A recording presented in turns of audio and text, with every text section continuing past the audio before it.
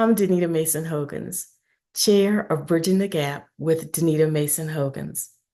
I first became aware of the wonderful work of the Middle Passage Ceremonies and Port Markers Project through my association with Program Director Ann Chin. Ann and I were a part of an international group who were looking at ways to share history more broadly, particularly with marginalized communities. It was through my affiliation with Ann and the work of the Port Markers Project where I started becoming and calling myself a memory worker. Memory workers often look at history and memory and how that historical memory has impacted a community. What I've learned through my affiliation and work is how important it is to center descendants when it comes to doing work.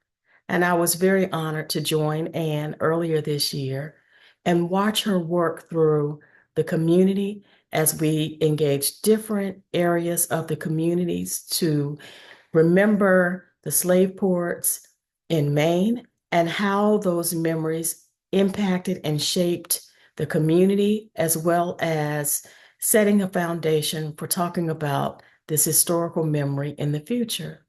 And the future is where I think it's really important and where this work is felt most, because I work with young people a lot.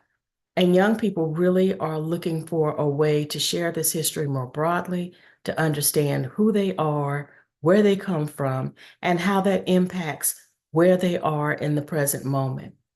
So I think that the model for these young people who want to be engaged in this work, as well as communities who want to better understand how to be inclusive, is really centered in understanding and supporting the work of the Middle Passage Ceremonies and Port Markers Project. This project has taught me a lot about being a memory worker and has deepened my understanding as an oral historian, as a historian, as an organizer, and as a person who understands how important it is to transfer this generational knowledge of wealth to the future generation.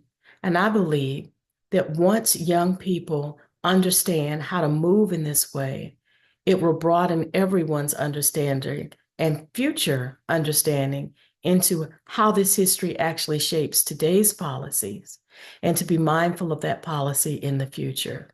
I am so honored and glad that I was able to meet this wonderful organization, and I am hoping to always continue to support this work.